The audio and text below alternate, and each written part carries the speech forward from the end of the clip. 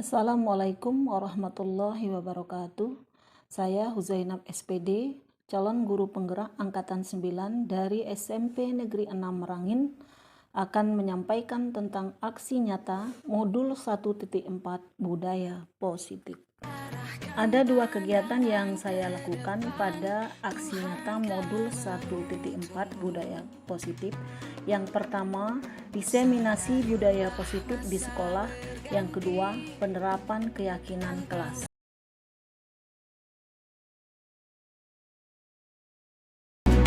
Kita belajar Pancasila, kita bernafas dalam sila-sila. Saya berdirinya saya di sini bukan berarti saya yang lebih hebat dari Bapak Ibu, tidak. Maksud saya berdiri di sini adalah ingin sharing, berbagi dari apa yang sudah saya dapatkan pada saat mengikuti program guru penggerak. Kemudian yang kedua, memang kami calon guru penggerak ditugaskan untuk melakukan aksi nyata, menyampaikan kepada rekan sejawat yang ada di sekolah kita untuk menerapkan budaya positif di kelas maupun di lingkungan sekolah. Ya, baik. Assalamualaikum warahmatullahi wabarakatuh. Saya ulangi lagi, yang terhormat Bapak Kepala Sekolah beserta wakil, yang terhormat Bapak Komite, kemudian Bapak Ibu Guru, rekan sejawat yang saya hormati, serta tenaga kependidikan SMP Negeri 6 Merangin. Baiklah, pada kesempatan ini seperti yang tertera di depan, ya, diseminasi atau penyebaran budaya positif yang insya Allah nanti apa yang saya sampaikan ini mungkin ada berkaitan dengan PMM yang topiknya kalau tidak salah itu disiplin positif. Baik, kita mulai Bapak Ibu. Apa itu budaya positif atau bisa juga disebut dengan disiplin positif tadi, ya, adalah nilai-nilai kebiasaan yang berlaku di sekolah di mana harus berpihak kepada murid, sehingga murid dapat berkembang menjadi pribadi yang kritis, penuh hormat dan berkarakter serta bertanggung jawab. Di dalam budaya positif ini ada beberapa poin materi yang akan kita temukan nantinya. Namun dalam hal ini saya hanya akan membahas tentang kebutuhan dasar manusia, kemudian posisi kontrol seorang guru, kemudian yang ketiga adalah segitiga restitusi. Karena mengingat waktu ya, begitu banyak sebenarnya materi dalam budaya positif ini. Di dalamnya di Ya, yang akan di dalam PMM itu nanti ada Bapak Ibu ketemu ya, atau bisa juga Bapak Ibu sambil membuka ya, sambil membuka materi yang berkaitan dengan yang pertama dulu ya. Langsung kebutuhan dasar manusia. Tapi sebelumnya Bapak Ibu mohon perhatian sebentar. Ada pertanyaan pemantik ya, yang harus bisa kita jawab sebagai seorang guru. Silakan bisa diamati di depan ya. Ibu Ambar, guru wali kelas 2 di SD Pelita Hati, sedang bingung menghadapi ulah salah seorang muridnya yang bernama Doni. Beberapa anak di kelas 2 datang kepadanya dan mengeluh tentang perihal Doni, yang mana Doni seringkali meminta bekal makan siang mereka dengan cara paksa. Nah, pertanyaannya adalah, jika Bapak Ibu seorang Ibu Ambar, apa yang Bapak Ibu lakukan? Itu pertanyaan yang pertama terhadap persoalan ini. Yang kedua, menurut Bapak Ibu, apa kira-kira alasan Doni melakukan hal tersebut? Waktunya 1 menit untuk Bapak Ibu berpikir sebentar ya. Kira-kira apa alasannya Doni melakukan hal tersebut? Kenapa setiap kali ya sering meminta bekal makan siang temannya secara paksa? pertanyaan pertama apa yang harus dilakukan? Kemudian pertanyaan pertama, apa yang harus Bapak Ibu lakukan jika Bapak Ibu berada pada posisi Ibu Ambar, seorang wali kelas tadi? Oke, Bu Nurani? Ya, silakan. Saya akan memanggil Joni Ya. face to face menanyakan kenapa dia selalu melakukan hal itu, menggali informasi kenapa dia bisa berbuat seperti itu. Terus kalau pertanyaan kedua, kira-kira kalau menurut Bu Nur, apa alasan Doni melakukan itu? Kemungkinan yang pertama dia tidak pernah sarapan dan tidak mendapat uang saku dari orang tuanya. Kemungkinan yang kedua sudah sarapan, dapat uang saku tapi memang perangannya yang nakal. Ada Oke. dua Ada dua kemungkinan ya. Tepuk tangan dulu yuk. Oke. Satu dulu, Bu Bu Nur. Ambar, Bu Ambar.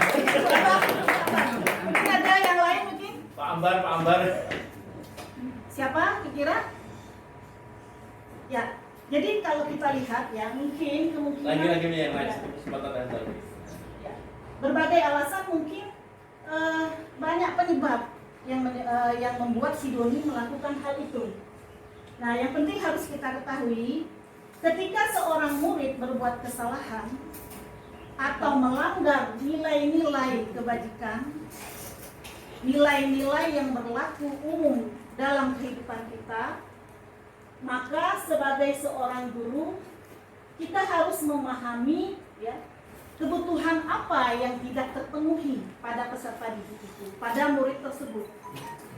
Artinya apa?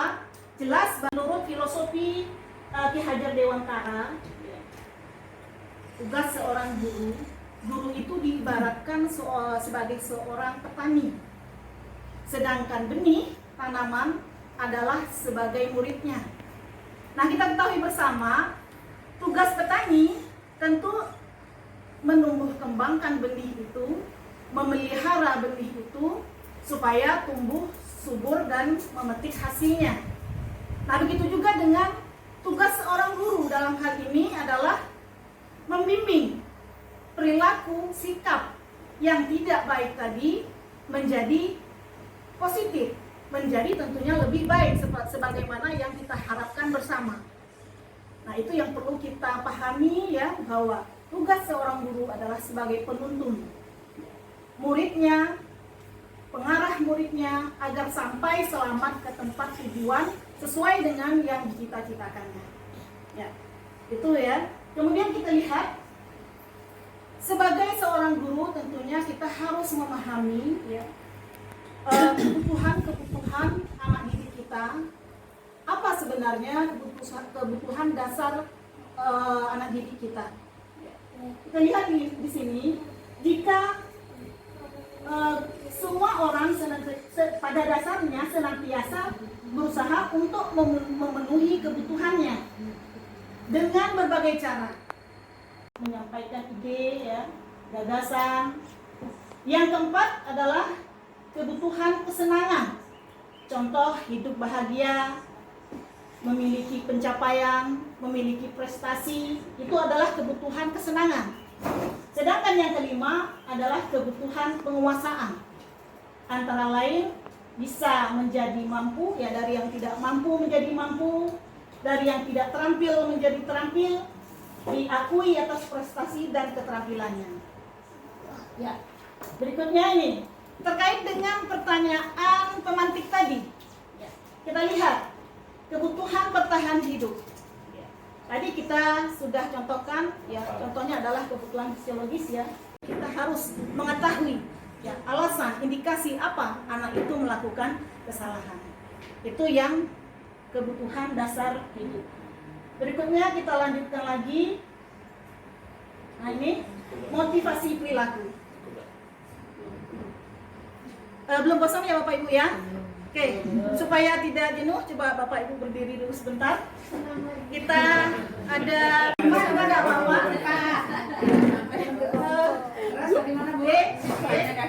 Ya.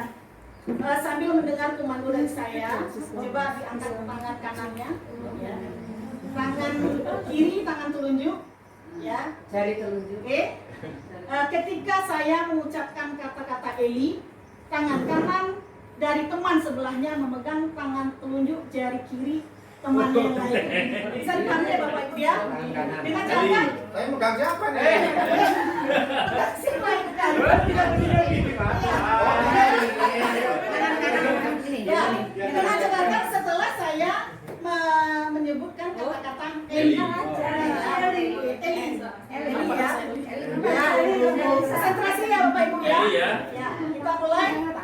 diulangi pertanyaan. Ya, kita mulai dulu. Ya. Di sebuah desa hiduplah sebuah keluarga yang memiliki anak kembar 3 orang. Yang pertama bernama Eli.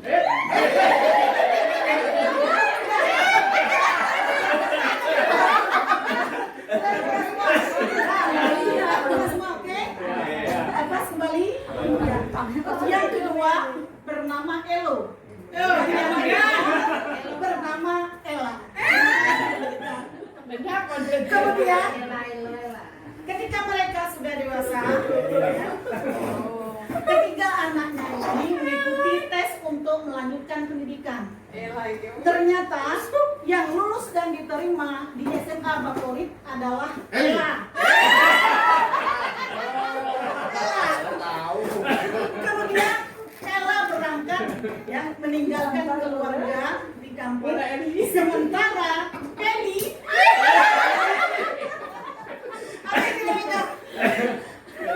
sementara Ella tinggal di kampungnya dengan keadaan sedih. Dan Elo, kakaknya yang laki-laki, mengikhlaskan kepergian kakaknya yang bernama Ella. Oh.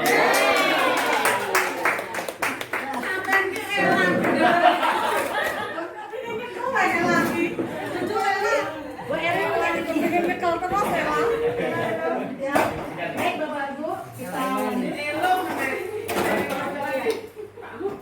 kita lanjut pada yang kedua, posisi kontrol.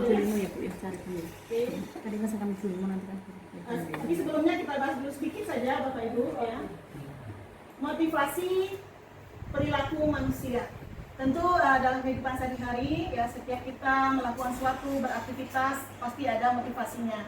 Ada motivasinya yang karena untuk menghindari ketidaknyamanan atau hukuman, untuk mendapatkan imbalan penghargaan dari orang lain, untuk ada juga yang motivasinya mereka ingin menghargai dirinya sendiri dengan nilai-nilai yang mereka percaya.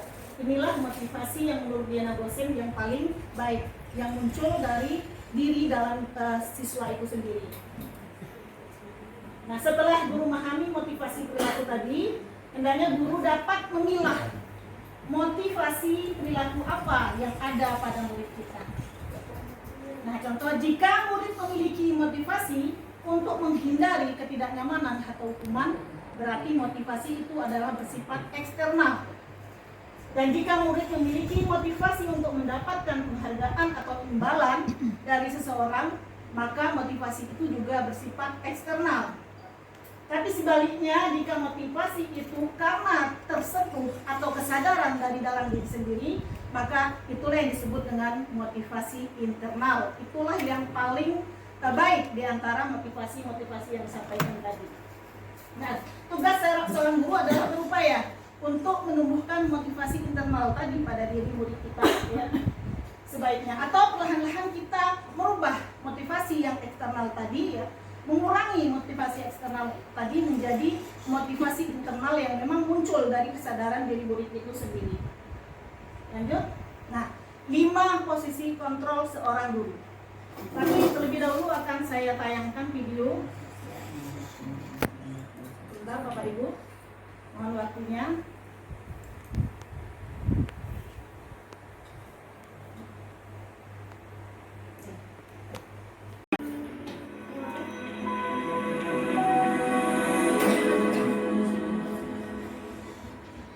Lima posisi kontrol itu adalah 1. Posisi penghukum, 2. Posisi pembuat merasa bersalah, 3. Posisi teman, 4. Posisi pemantau atau monitor, dan 5. Posisi manajer. Untuk lebih memahami kelima posisi tersebut, mari kita saksikan kasus Naren yang terlambat hadir 20 menit di sekolah dan melihat bagaimana kelima posisi kontrol dalam menghadapi masalah tersebut.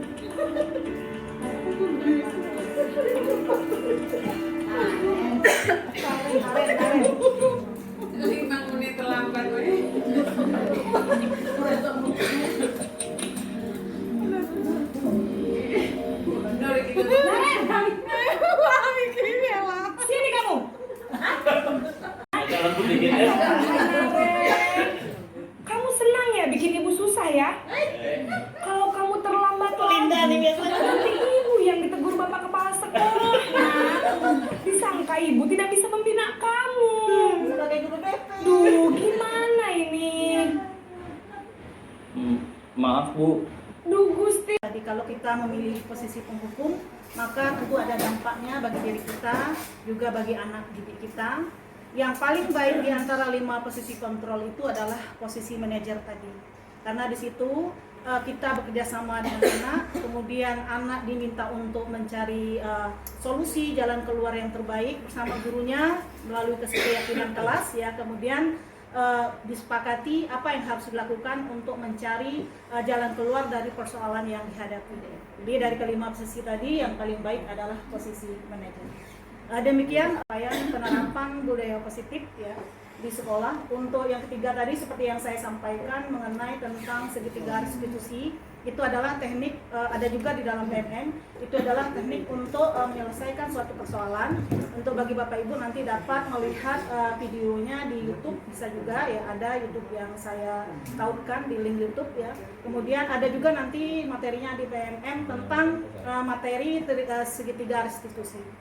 Ya, demikian yang dapat saya sampaikan, lebih dan kurangnya saya mohon maaf. Billahi taufiq wal hidayah. Wassalamualaikum warahmatullahi wabarakatuh.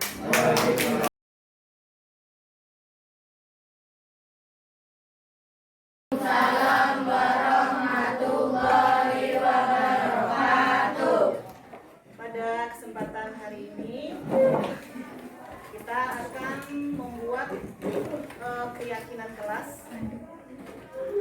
Jadi jam pelajaran IPA diawali dengan membuat keyakinan kelas.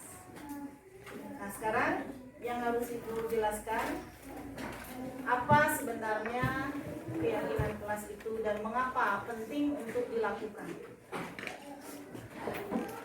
Keyakinan kelas itu berisi tentang nilai-nilai kebajikan universal.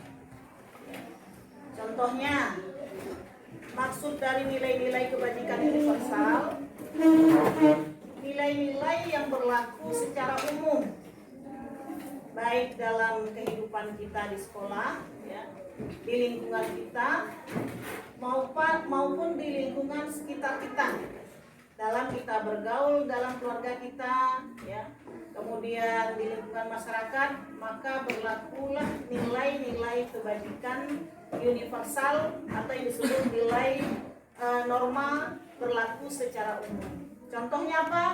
Contohnya tanggung jawab, kemudian ada mandiri, ya. Kemudian ada juga reflektif. Ya. Nanti akan kita bahas satu persatu dalam proses pembuatan keyakinan kelas. Jadi banyak sekali ya nilai-nilai kebajikan universal itu. Berikutnya lagi, mengapa penting adanya keyakinan kelas? Dulu kita memiliki suatu peraturan. Mungkin di belakang tempat dudukmu masih ada ya peraturan kelas ya. Bahkan mungkin di SD kamu juga pernah mendengar tentang peraturan kelas. Coba siapa yang masih ingat apa contohnya peraturan kelas? Ada yang tahu? Ya, coba kasih. Ya, Ahyar, ya. Dilarang mencontek saat ujian. Benar, ya, itu adalah peraturan kelas. Dilarang mencontek saat ujian. Nah, bedanya dengan keyakinan kelas apa?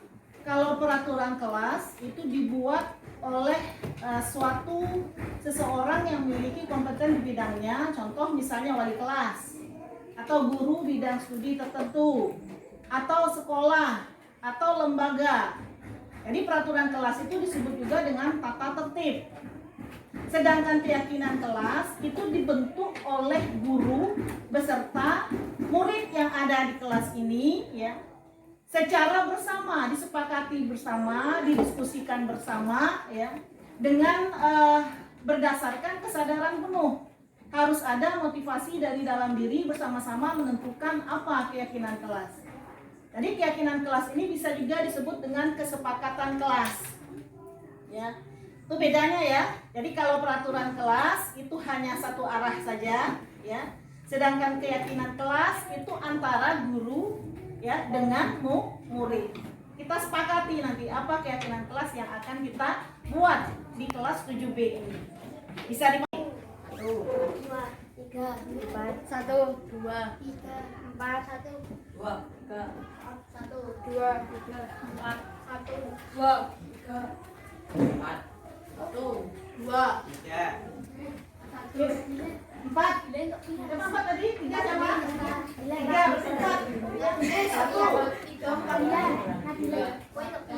Kelompok 1 kumpulkan mejanya satu sini 4. Kelompok 1 di depan. Kelompok 2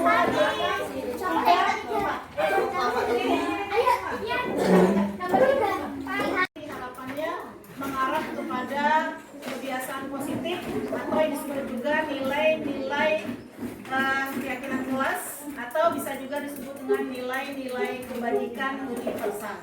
Bisa dipahami ya? Nah, langkah pertama yang kita lakukan adalah kita berdiskusi dalam kelompok kamu, diberikan waktunya hanya 3 menit ya, untuk mendiskusikan peraturan-peraturan sekolah, kelas ya, sekolah atau kelas yang berlaku menurut kamu. Ya, masing-masing kelompok semua mendapat bagian mencatat peraturan-peraturan kelas. Ya, silakan dibagi.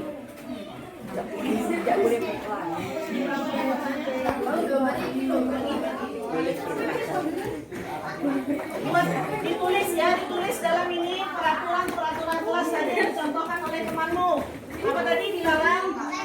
Ribut. Ya, silakan didiskusikan dengan temannya. Pilih sendiri. Tapi boleh diskusi ya, boleh dengan cara diskusi. Jawabannya berbeda-beda. Nanti kan mobil yang waktunya dibuat silakan.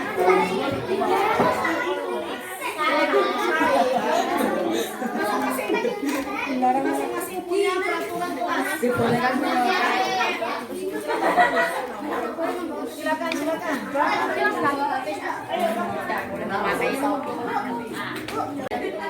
Sekarang kelompok 4. Dan tadi yang satu-satu antri. Selesai duduk langsung kawan lagi. Oke, udah apa? Aku mau nama guru.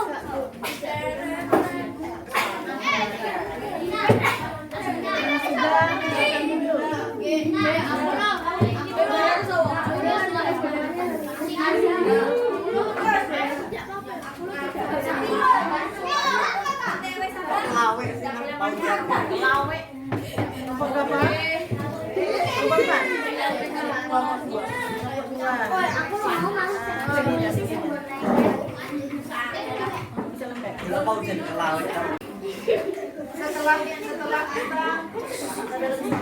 Setelah kita membuat peraturan kelas, harapan kita adalah nanti kita simpulkan ya masing-masing dari peraturan yang sudah kamu ajukan ya.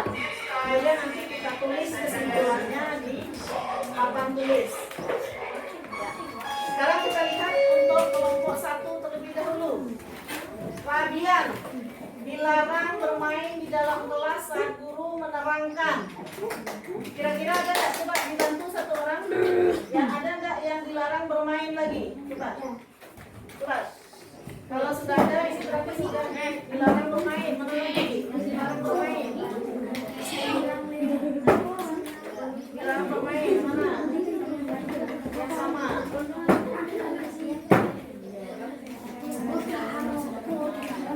Apa ini ya?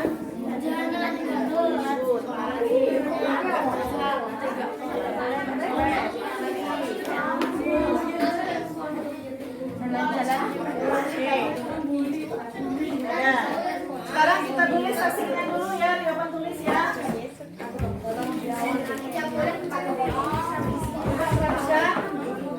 Coba si Nabila bantu ibu. Baca dulu nomor 1. Peraturan kelas yang sudah kita sepakati. Baca nomor 1. Dilarang bermain dalam kelas saat guru menjelaskan. Apalagi yang dua? Ya, terus baca. Topi di kelas. Tidak boleh memakai topi. Tidak boleh Memakai topi di kelas. Lagi lanjut, Nabila. tidak boleh membawa handphone.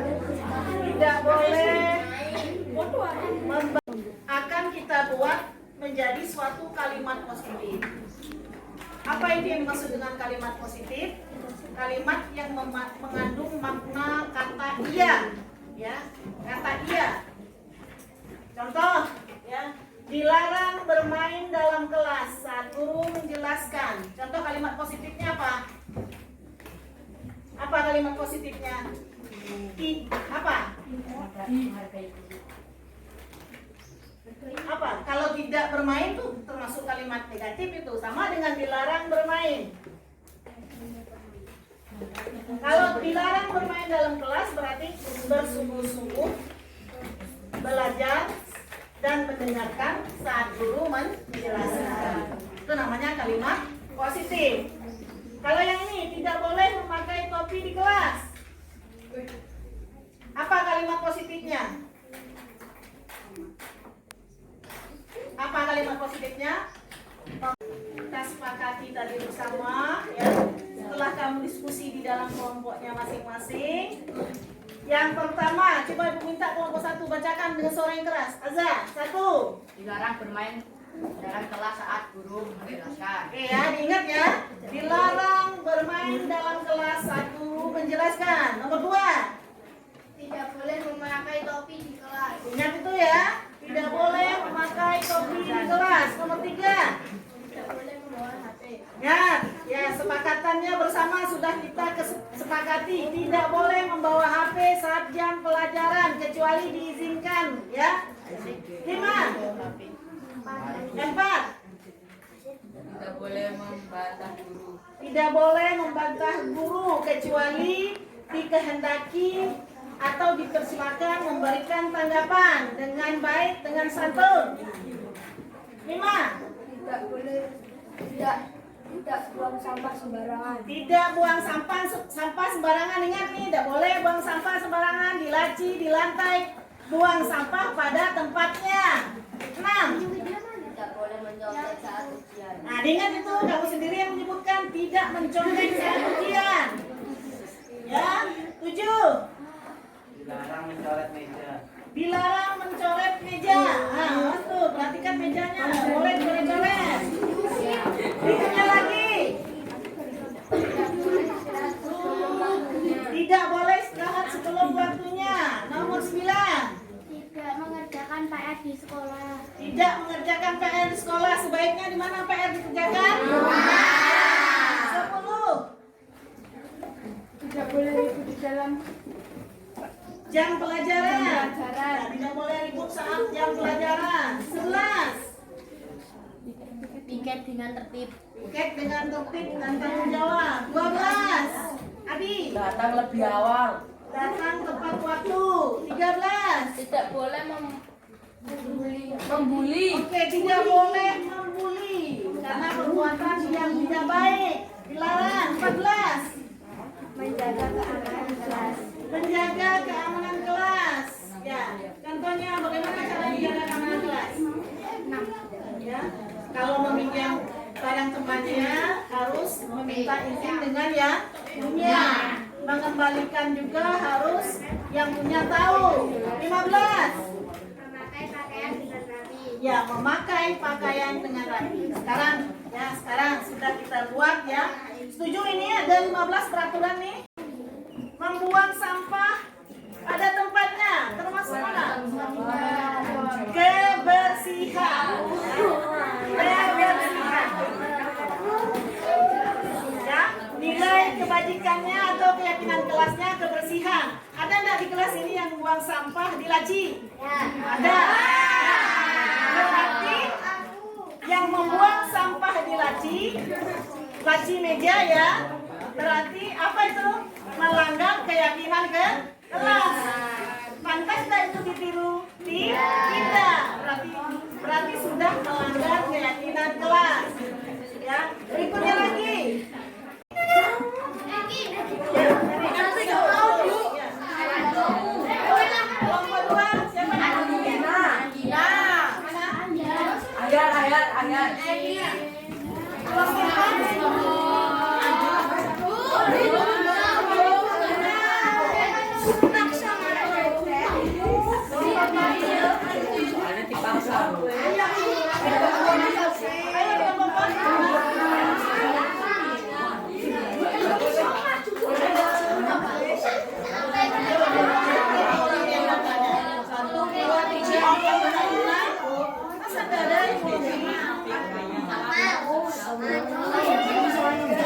ayo.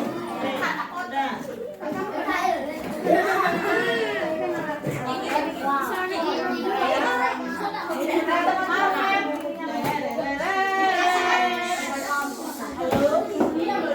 Nah, berarti kan semua hanya sudah mewakili ya. Di depan ada kelompok 1, kelompok 2, kelompok 3, dan kelompok 4. Berurutan ya berdirinya. Kelompok 1, 2, 3, dan kelompok 4. Oke. Ya.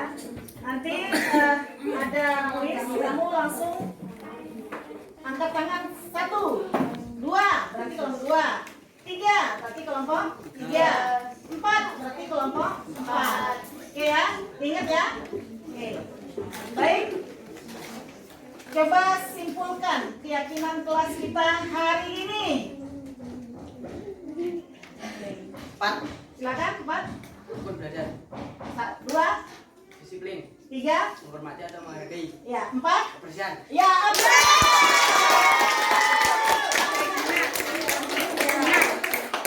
Kita santai ya, ternyata kelompok 4 hebat. Langsung ingat ya, ada keyakinan kelas kita ada 4. Oke, tolong dicatat ya, kamu yang tugas yang catat ya, kelompok yang dapat nilai ini. Satu kelompok 4. Pertanyaan dulu ya. Pertanyaan kedua. Jika ada anggota kelas 7B mengerjakan PR di dalam kelas atau di sekolah, melanggar disiplin atau keyakinan kelas, yang mana yang dilanggar? 3. Ya. Disiplin. Tekun belajar. Tekun belajar. Tekun belajar. Tekun belajar ya. Terus dulu kelompok 3. Pertanyaan berikutnya. Ya, jika ada anggota kelas 7B ya, yang membuang sampah di dalam laci meja. 1. Ya, silakan. Kebersihan. Ya, kebersihan. Hapus kebersihan. Ada anggota kelas 7B yang memakai topi saat berada di dalam kelas. Ya, Disiplin. disiplin. Disiplin. Disiplin apa? Dalam mematuhi peraturan. Ya, disiplin dalam berpakaian atau mematuhi peraturan. Catat ya. Ada anggota kelas kita yang makan di dalam kelas. 1. 3 nih, silakan. Disiplin. Disiplin apa? Salah apa benar? Salah. Yang benarnya apa? Iya, menghormati. Oke, ada solusi? Ada. Soal yang keempat. Tidak mendengarkan ketika guru sedang Menghormati. menghormati atau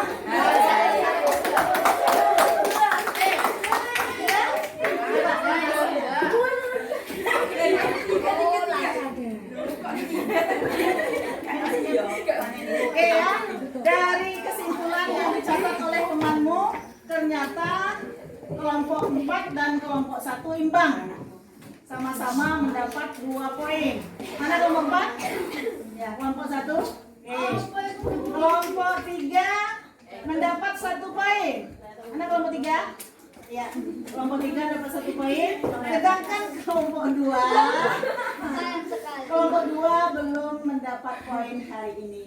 Ya, mudah-mudahan di pertemuan berikutnya mendapat nilai poin. Aplaus untuk kita bersama.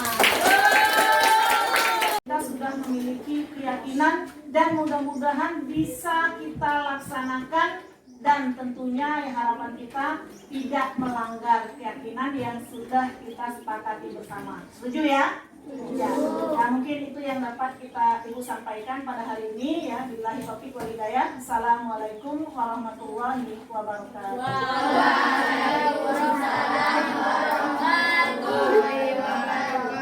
Assalamualaikum warahmatullahi wabarakatuh. Demikian dari saya. Salam dan bahagia Bapak Ibu Guru Penggerak.